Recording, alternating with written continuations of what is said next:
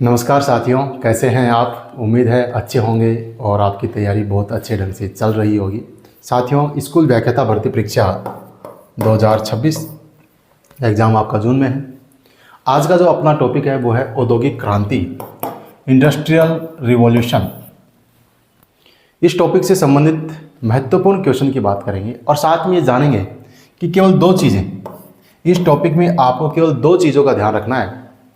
विगत परीक्षाओं का इतिहास ये कह रहा है कि केवल दो ही चीज़ों से क्वेश्चन पूछे जाते हैं। आप पढ़ने में आप कुछ भी पढ़ो, चाहे जैन एंड माथुर पढ़ो, चाहे अरविंद भास्कर पढ़ो, चाहे कोई नोट्स पढ़ो, गाइड पढ़ो, कुछ भी पढ़ो, क्वेश्चन दो ही जगह से आएगा। या तो औद्योगिक क्रांति की शुरुआत हुई इंग्लैंड से ही क्यों हुई, इसके कारणों को जानना बहुत महत्वपूर्ण है। यहाँ से क्वेश्चन बनने की संभावना है और आया भी है। असिस्टेंट प्रोफेसर 2024 में आया भी है क्वेश्चन। इसके अलावा औद्योगिक क्रांति के फलस्वरूप जो परिवर्तन हुए, परिवहन के क्षेत्र में क्या क्या नए आविष्कार हुए, उद्योग के क्षेत्र में, वस्त्र उद्योग में, ऊर्जा उद्योग में, इनमें क्या क्या आविष्कार हुए, क्या क्या खोज हुई, उनको आपको अच्छे से याद करना है। विशेषकर एनसीईआरटी कक्षा 11 में जो फैक्ट हैं, में जो बातें हैं, वो तो आपको कम से कम याद होनी चाहिए। और इस टॉपिक में बहुत ज़्यादा डेप्थ में जाने की आवश्यकता भी नहीं है। मुश्किल से 2 या 3 पेज आपके शॉर्ट नोट्स होने चाहिए, बस उन्हीं में से क्वेश्चन आ जाता है, 1-2 क्वेश्चन आता है। अब देखो, ये जो क्वेश्चन है ये आपका असिस्टेंट प्रोफेसर 2024 में आया था और इसमें आपको 4 कथन दिए हुए हैं। ये है क्रांति इंग्लैंड से ही शुरू क्यों हुई, औद्योगिक क्रांति की शुरुआत इंग्लैंड से हुई, क्यों हुई। पहला स्टेटमेंट है बाड़ाबंदी आंदोलन। अब आपको बाड़ाबंदी आंदोलन समझना होगा, इसी को बोलते हैं कृषि क्रांति। यह एनसीईआरटी कक्षा 11 में दिया हुआ है। कृषि योग्य भूमि का इसने विस्तार किया और कृषि उत्पादकता में वृद्धि की। यदि आपको बाड़ाबंदी आंदोलन आता है तो आपको पता होगा ये कथन बिल्कुल सही है। बाकी अगली स्लाइड में अपन समझेंगे इसको, बाड़ाबंदी आंदोलन क्या था। इसके अलावा इंग्लैंड की जो नम जलवायु थी ये वस्त्र निर्माण के लिए अनुकूल थी, बिल्कुल सही बात है। तीसरा है प्रोटेस्टेंट वाद ने लोगों में प्रतिस्पर्धा न करने की भावना पैदा की, गलत, उससे तो प्रतिस्पर्धा बढ़ी। और चौथा जो स्टेटमेंट है वो है कि इंग्लैंड में एक विशाल समुद्र तट और कई बंदरगाह थे, बिल्कुल सही है, खूब सारे बंदरगाह और ऐसे व्यापारिक मार्गों पर स्थित थे जो बहुत महत्वपूर्ण थे और वर्ष पर्यंत खुले रहते थे। अब देखो, इसमें अपन समझेंगे कि औद्योगिक क्रांति सर्वप्रथम इंग्लैंड में ही क्यों हुई। इसके महत्वपूर्ण जो 5 कारण हैं वो आपको याद रखने हैं और इन 5 में भी जो कृषि क्रांति वाला है, जो बाड़ाबंदी है, इसको तो समझना है आपको। देखो, पहला जो कारण है ब्रिटेन में राजनीतिक स्थायित्व और सुदृढ़ प्रशासनिक व्यवस्था का होना। जहां सुदृढ़ प्रशासनिक व्यवस्था होगी, जहां राजनीतिक स्थायित्व होगा, वहीं विकास होगा। जहां एक और ब्रिटेन के अलावा अन्य देश राजनीतिक अस्थिरता के दौर से गुजर रहे थे, वहीं ब्रिटेन में राजनीतिक स्थायित्व था। ये एक महत्वपूर्ण कारणों में से एक है। दूसरा है इंग्लैंड के पास औपनिवेशिक साम्राज्य था, औपनिवेशिक साम्राज्य, खूब सारे उपनिवेश थे इंग्लैंड के पास। उपनिवेश के होने से उद्योग धंधों के लिए जो रॉ मटेरियल, जो कच्चे माल की आवश्यकता थी, उसकी पूर्ति हो गई। उपनिवेश के होने से कच्चा माल आसानी से उपलब्ध हो गया। दूसरा, उद्योग धंधों से, फैक्ट्रियों से जो माल तैयार किया उसकी खपत के लिए, उसको बेचने के लिए बाजार मिल गया। ठीक है, बाजार, ये 2 चीजों की उपलब्धता उपनिवेश की वजह से ब्रिटेन को सुलभ हो गई। तो एक तो है राजनीतिक स्थायित्व, एक है औपनिवेशिक साम्राज्य, खूब सारे उपनिवेश थे जिसमें भारत भी शामिल था। एक है कृषि क्रांति, बाड़ाबंदी आंदोलन के कारण इंग्लैंड में उद्योगों के लिए सस्ता श्रम मिल गया। अब इस क्रांति को जब आप समझेंगे ना, तब पता लगेगा कि ये सस्ता श्रम क्यों मिला। इसको अगली स्लाइड में समझेंगे अपन। एक है इंग्लैंड की नम जलवायु, वहाँ की जलवायु बहुत नम है, वर्ष भर वहाँ के बंदरगाह खुले रहते हैं, उपलब्ध रहते हैं और ये सभी बंदरगाह महत्वपूर्ण व्यापारिक मार्गों पर स्थित हैं। और एक कारण है प्राकृतिक संसाधन, जिसमें आपका कच्चा लोहा है, कोयले की उपलब्धता है। ये 5 कारण आपको अच्छे से याद होने चाहिए। क्वेश्चन या तो आविष्कारों से आएगा या आपका क्वेश्चन आएगा औद्योगिक क्रांति के कारण ब्रिटेन से ही क्यों हुई। चलो अपन समझते हैं अब कृषि क्रांति या बाड़ाबंदी आंदोलन। ये आपका एनसीईआरटी में दिया हुआ है और वहीं से मैंने ये एक एक बिंदु उठाई है, आपको समझ में आ जाए, बस ये उद्देश्य है। यहाँ से क्वेश्चन आया है और ये आपको आना भी चाहिए। ठीक है साथियों, चलिए 18वीं शताब्दी के दौर में 18वीं शताब्दी के दौर में इंग्लैंड एक बड़े आर्थिक परिवर्तन के दौर से गुजरा, उसी को बोलते हैं कृषि क्रांति। पहली बात तो ये 18वीं शताब्दी में इंग्लैंड में एक बड़ा आर्थिक परिवर्तन हुआ, उसी को बोलते हैं कृषि क्रांति। इसमें हुआ क्या, ये एक ऐसी प्रक्रिया थी जिसके द्वारा बड़े जमींदारों ने अपनी ही संपत्तियों के आसपास छोटे छोटे खेत खरीद लिए, जो छोटे छोटे किसानों के खेत थे उनको खरीद लिया और गांव की जो सार्वजनिक जमीन थी उनको घेर लिया। इसी को बोलते हैं बाड़ाबंदी। बात समझे क्या, जो बड़े बड़े जमींदार जो अमीर थे उन्होंने छोटे छोटे किसानों की जमीन को खरीद लिया और सार्वजनिक जो जमीन थी उसको घेर लिया, उसकी बाड़ाबंदी कर ली। यहां पर एक सिद्धांत काम कर रहा था, आपको आगे क्वेश्चन भी आएगा, आर्थर यंग। ट्रेवलियन इतिहासकार ने तो इसको नई खेती का मसीहा कहा है। इसने कहा था कि छोटे छोटे खेतों की बजाय बड़े बड़े फॉर्म, बड़े बड़े खेत होने चाहिए। ये सिद्धांत दिया था इसने, आर्थर यंग ने, और इसकी एक पुस्तक भी है। ठीक है, वो भी आपको ध्यान रखनी है और उस पुस्तक का नाम है देख एनल्स ऑफ एग्रीकल्चर।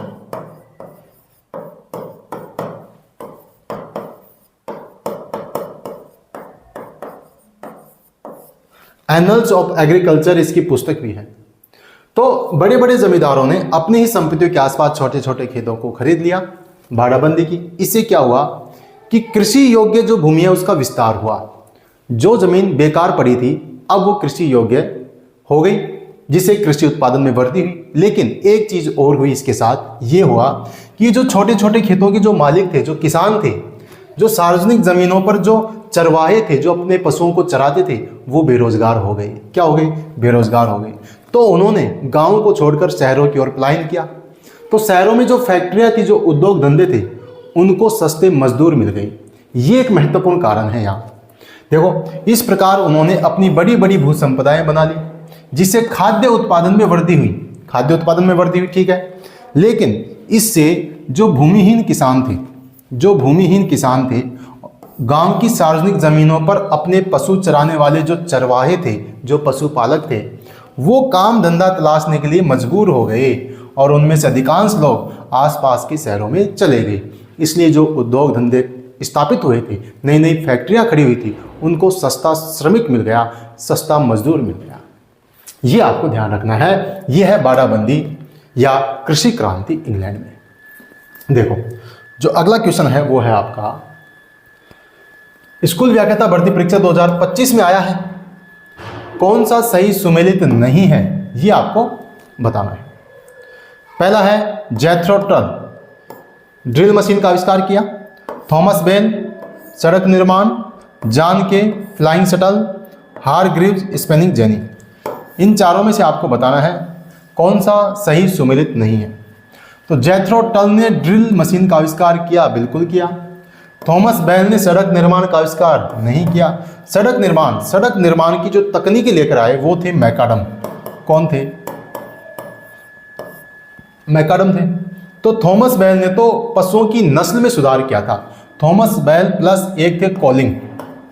कौन थे? कॉलिंग। थॉमस बेल और कॉलिंग ने पशुओं की नस्ल में सुधार किया। जॉन के ने फ्लाइंग शटल का निर्माण किया, बिल्कुल सही है, 1733 में। हारग्रीव्स ने स्पेनिंग जेनी, बिल्कुल 1764 में। हारग्रीव्स ने स्पेनिंग जेनी, जॉन के ने फ्लाइंग शटल, थॉमस बेल ने पशुओं की नस्ल में सुधार किया, जेथरो टल ने ड्रिल। तो इसका आंसर हो जाएगा ऑप्शन बी। क्या हो जाएगा? Option B. ठीक है, चलिए अब जो महत्वपूर्ण क्षेत्र मतलब कृषि क्षेत्र में जो परिवर्तन हुए उनको अपन देखते हैं, और ये बिल्कुल सीक्वेंस से आपके याद होने चाहिए। देखो, इसमें क्या हुआ, सबसे पहले एक चीज तो आप ये नोट कर लो, 1701 में जेथरो टल ने ड्रिल मशीन। ये आप एक पेज में एक एक बिंदु नोट कर सकते हैं कि जो ड्रिल मशीन का आविष्कार किसने किया। जैथरो टल ने किया। एक तो ये बात, ठीक है। दूसरा है टाउनसेंड, इसने फसल चक्र क्रॉप रोटेशन की सिद्धांत दिया। ये क्या होता है अभी समझाऊंगा मैं। जर्मनी का रसायन शास्त्री जस्टस वॉन लिविंग, इसने रासायनिक खाद का प्रयोग करना शुरू किया। इसके बाद में है रॉबर्ट बैकवेल और चार्ल्स कॉलिंग, इसने पशुओं की नस्ल में सुधार किया।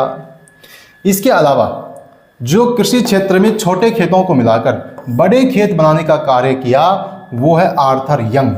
ये आपको ध्यान रखना है। और आर्थर यंग की जो पुस्तक थी उसका नाम है एनल्स ऑफ एग्रीकल्चर, ठीक है। फिर है आपका एली व्हिटनी, इसने 1793 में कपास से बीज अलग करने की मशीन जिसका नाम है कॉटन जिन, इसका आविष्कार किया। और एक है 1834 में साइरस मैककॉर्मिक, फसल काटने की मशीन का आविष्कार किया। तो क्या क्या परिवर्तन आपको याद रखना है। सबसे पहले ध्यान रखना है आपको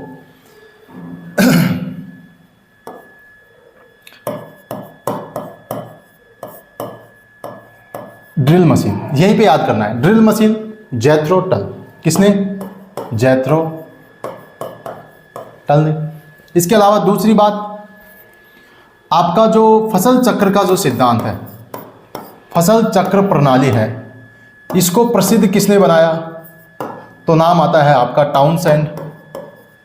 क्या नाम आता है? टाउनसेंड। शुरुआत में आपको लगेगा कि चीज़ें कठिन हैं, याद नहीं हो रही, लेकिन आप बार बार रिवाइज करेंगे तो याद हो जाएगी। यदि चाहो तो शुरुआत में आप कनेक्ट करके भी चीज़ों को याद कर सकते हैं, कैसे भी करके। अभी जो फसल चक्र प्रणाली थी ये क्या थी, इसको थोड़ा सा समझ लो आप। इससे पहले क्या होता था, ये किसान का कोई खेत है और इसमें ए नाम की फसल हर वर्ष इसमें उत्पादित करता है। वो एक वर्ष के लिए उसने ए फसल की, लेकिन अगले वर्ष इसको प्रति छोड़ता है, इस जमीन को खाली छोड़ता है, इसको बोलते हैं प्रतिभूमि। एक वर्ष खेती करता है, एक वर्ष खाली छोड़ता है। क्यों? ताकि जमीन का उपजाऊपन पुनः प्राप्त हो सके। लेकिन टाउनसेंड ने कहा कि आपको ऐसे करने की आवश्यकता नहीं है, आप अपने खेत को 1, 2, 3, 4 ऐसे 4 भागों में बांट दो। यहाँ ए फसल करो, यहाँ बी करो, यहाँ सी करो, यहाँ डी करो। अगले वर्ष इस खेत में ए की थी, यहाँ बी कर दो, यहाँ ए कर दो, यहाँ डी कर दो, यहाँ सी कर दो। ऐसे बदल बदल के खेती करो ताकि जमीन का उपजाऊपन बना रहे। तो ये सिद्धांत दिया था टाउनसेंड ने, ठीक है। इसके बाद में आपका रॉबर्ट कॉलिंग प्लस बैकवेल, इन्होंने पशुओं की नस्ल में सुधार किया। क्या किया? पशुओं की नस्ल में सुधार किया। इसके अलावा आपका आर्थर यंग ने क्या किया? छोटे छोटे खेतों की बजाय बड़े बड़े खेत होने चाहिए, बड़े कृषि फॉर्म, ये आपको याद रखना है। और इसकी जो पत्रिका थी जो प्रकाशित हुई थी वो थी एनल्स ऑफ एग्रीकल्चर, ये भी याद रखनी है। इसके बाद में एली व्हिटने ने क्या किया? कॉटन जिन का आविष्कार कर दिया। किसका आविष्कार? कॉटन जिन। कपास से जो रुई निकालते हैं, बीज को अलग करते हैं, कॉटन जिन, 1793 ईस्वी में। इसके बाद में फसल कटाई की मशीन किसने? आपका साइरस मैककॉर्मिक ने फसल कटाई की मशीन का आविष्कार कर दिया। फसल कटाई मशीन। इन चीज़ों की वजह से फसल उत्पादन में तीव्रता आई, बहुत ज़्यादा फसल में क्या हुआ? उत्पादन हुआ। ये आपको ध्यान रखना है। एक तो ड्रिल मशीन, फसल चक्र प्रणाली टाउनसेंड, कॉलिंग और बैकवेल ने पशुओं की नस्ल में सुधार किया, आर्थर यंग ने बड़े कृषि फॉर्म की अवधारणा दी, एली व्हिटने ने कॉटन जिन और मैककॉर्मिक ने फसल कटाई मशीन। अगला है वस्त्र उद्योग में जो परिवर्तन हुए वो। एक तो आपको याद रखना है कृषि में और एक है वस्त्र उद्योग में। वस्त्र उद्योग में जैसे फ्लाइंग शटल का आविष्कार किसने किया? ये आपको याद करना है। स्पिनिंग जेनी का आविष्कार किसने किया? ये आपको याद करना है। वाटर फ्रेम का आविष्कार किसने किया? ये आपको याद करना है। इसके अलावा जो स्पिनिंग म्यूल थी इसका आविष्कार किसने किया? पावर लूम का आविष्कार किसने किया?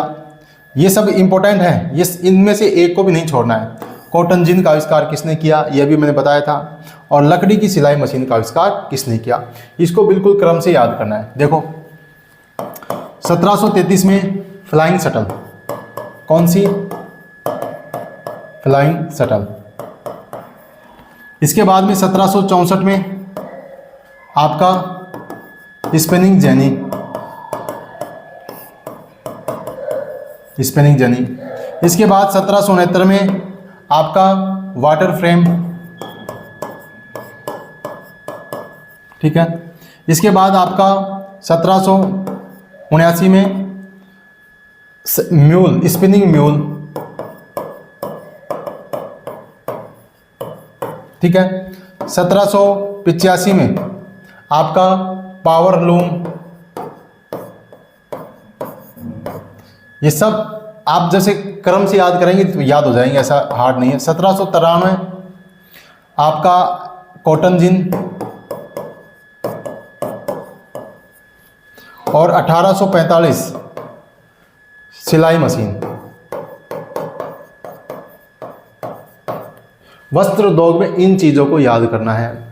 और इसमें आप वर्ष याद करें ना करें ये जरूरी नहीं है, लेकिन इनके जो आविष्कारक हैं वो महत्वपूर्ण हैं। फ्लाइंग शटल, फ्लाइंग करते हैं, जानबूझकर अपन क्या करते हैं, फ्लाइंग करते हैं, तो यहाँ पे आ जाएगा जान की, ठीक है।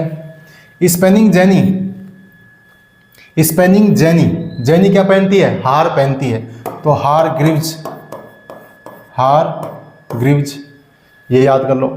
वाटर फ्रेम, वाटर, इसका आएगा आर्क राइट, कौन आएगा, arc right, water frame arc right. Spinning mule, last में म्यूल है तो इसका नाम आ जाएगा सैम्यूल, क्या नाम आ जाएगा, सैम्यूल। पावर लूम, पावर का आ जाएगा कार्ट राइट, कार्ट राइट। अब ये दोनों देखो कंफ्यूज नहीं होना है। कार्ट राइट, पावर को क्या करते हैं, बिजली को अपन कट करते हैं, कार्ट राइट, तो कट आएगा किस में, पावर में, बाकी वाटर में क्या आएगा, अर्क आएगा, ठीक है। तो वाटर फ्रेम अर्क right, power loom cart right.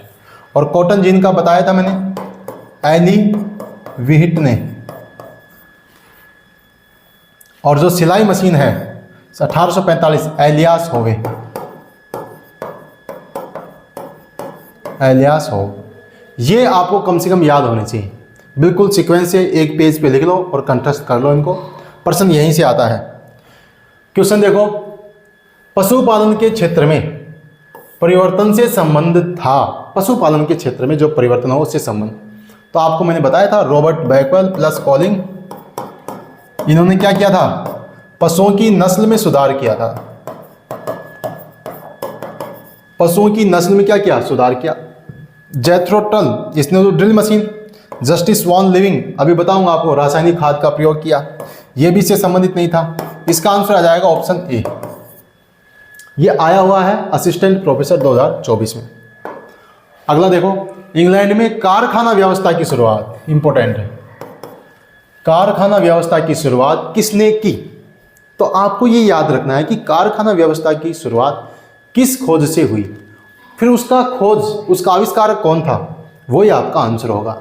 तो मैंने आपको बताया कि 1733 में तो फ्लाइंग शटल आई, 1764 में स्पिनिंग जेनी आई, और 1769 में आया आपका वाटर फ्रेम, क्या आया, वाटर फ्रेम।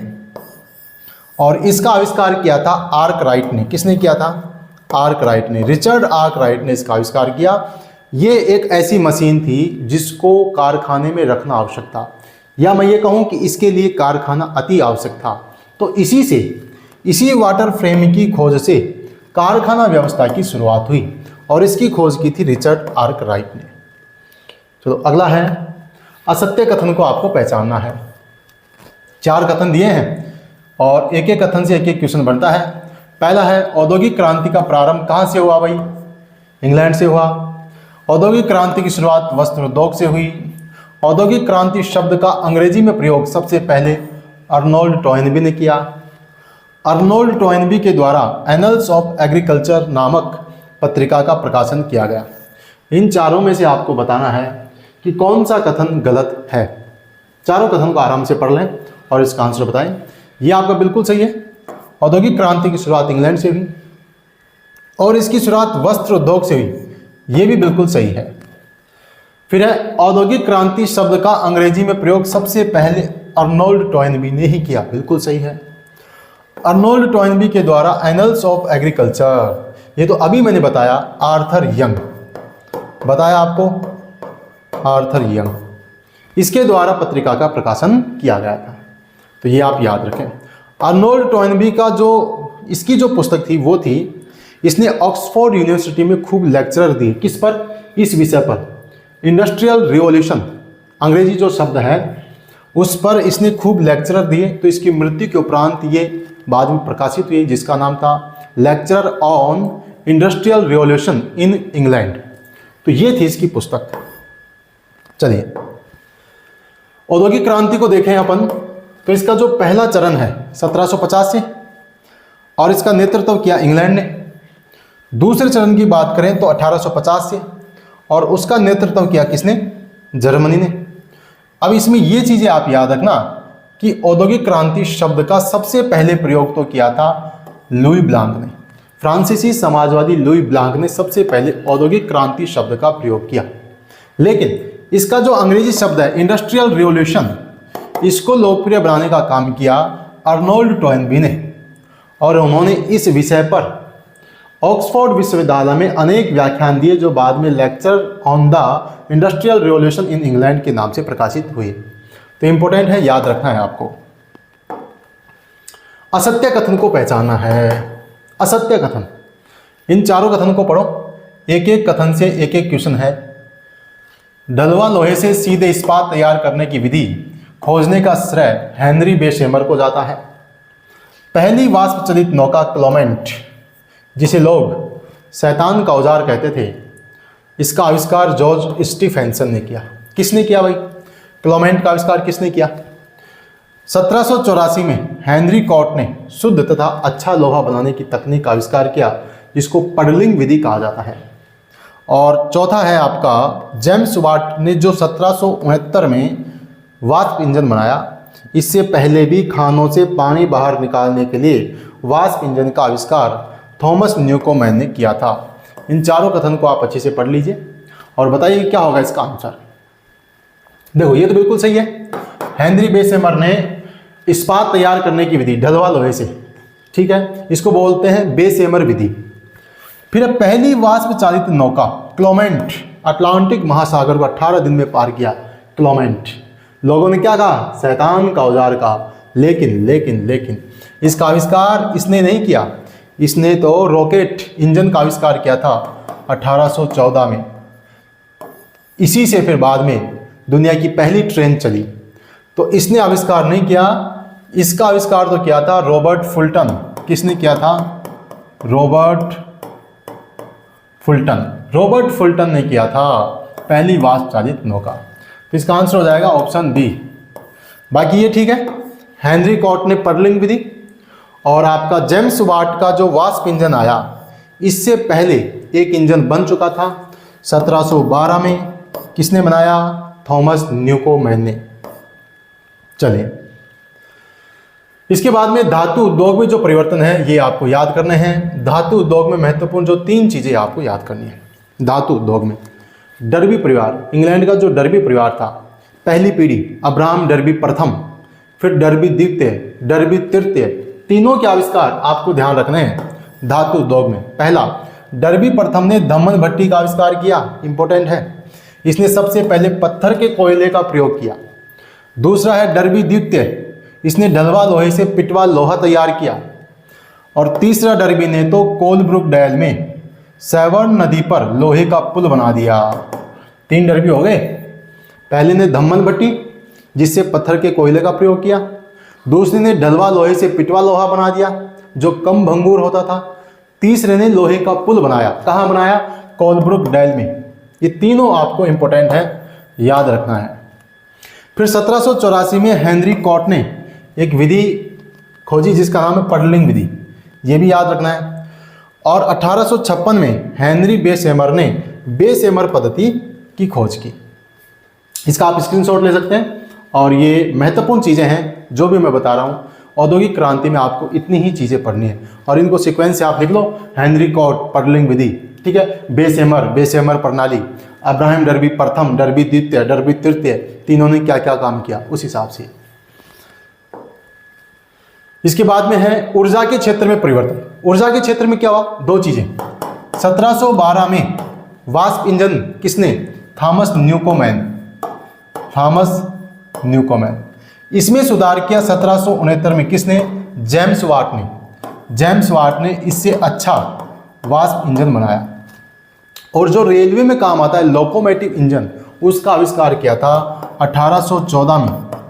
किसने किया था? George Stephenson.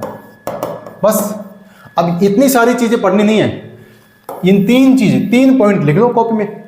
न्यूकोमैन 1712, James Watt 1769, Stephenson 1814। बस ये आपका ऊर्जा का क्षेत्र हो गया। अगला देखो, परिवहन के क्षेत्र में भी आपको याद करना है। सड़क निर्माण पद्धति की खोज किसने की? मैकाडम ने की। किसने की? मैकाडम ने की। ये याद रखना है आपको।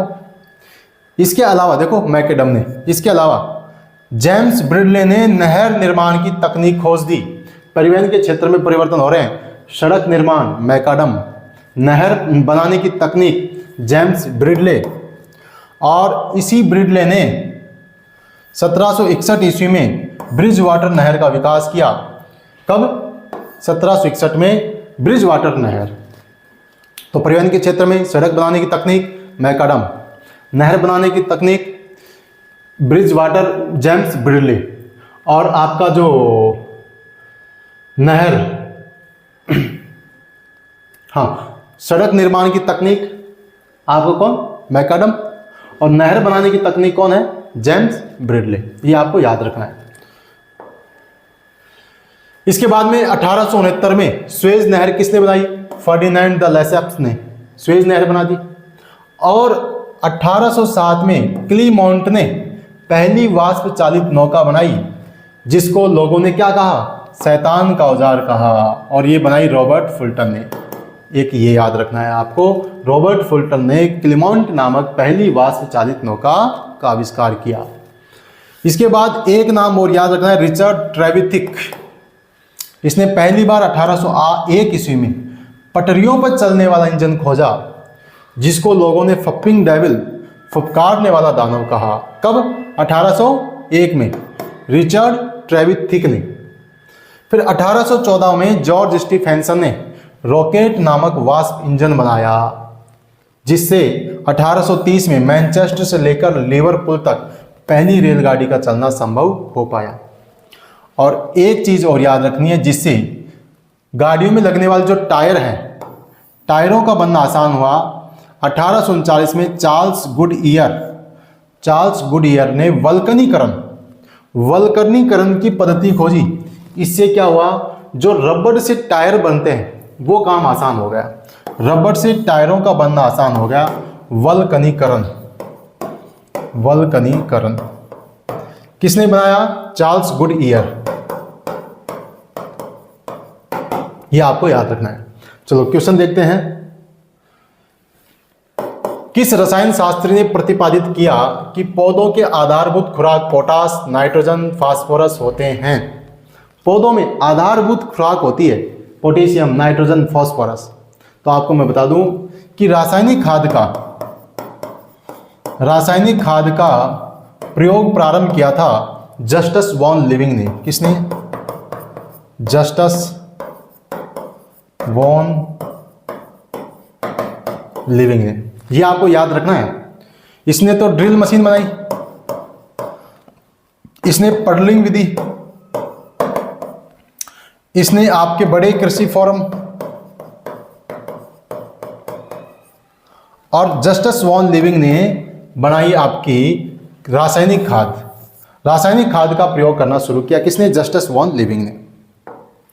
अगला क्वेश्चन है, असत्य कथन को पहचानना है।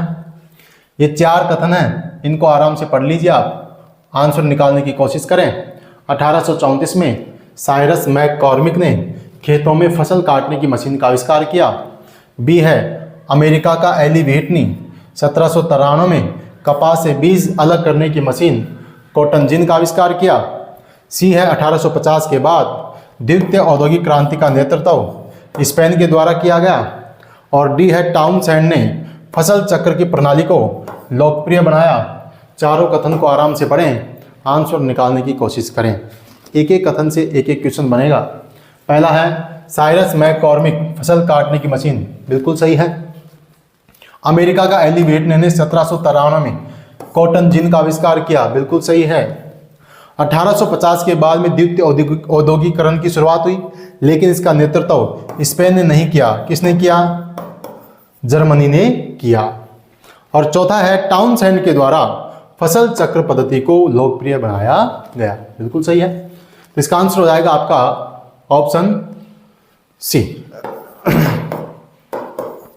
चलिए अगला है निम्नलिखित में से असत्य कथन को पहचानना है। असत्य कथन, ये डर्बी परिवार से संबंधित 4 कथन दिए हैं आपको, इंपॉर्टेंट है। औद्योगिक क्रांति के समय डर्बी परिवार ने धातु उद्योग में परिवर्तन लाने में महत्वपूर्ण भूमिका निभाई, पहला। दूसरा है 1509 ईस्वी में अब्राहम डर्बी प्रथम ने दमन भट्टी का आविष्कार किया, जिसमें सबसे पहले पत्थर के कोयले का प्रयोग किया गया। तीसरा है डर्बी द्वितीय ने डलवा लोहे से पिटवा लोहा तैयार किया। चौथा है डर्बी तृतीय ने कोलब्रुक डेल में सेवर नदी पर लोहे के पुल का निर्माण किया। ये चारों कथन में देखिए कौन सा कथन गलत है। यहाँ बहुत डीपली देखना है आपको, बहुत डीपली। देखो पहला कथन बिल्कुल सही है, डर्बी परिवार की बहुत महत्वपूर्ण भूमिका रही, सही बात है, धातु उद्योग में। तीसरा है डर्बी प्रथम ने दमन भट्टी का आविष्कार किया, ये बात तो सही है, लेकिन 1509 में नहीं किया। कब किया? 1709 में किया। ये छोटी सी चीज पकड़नी है आपको।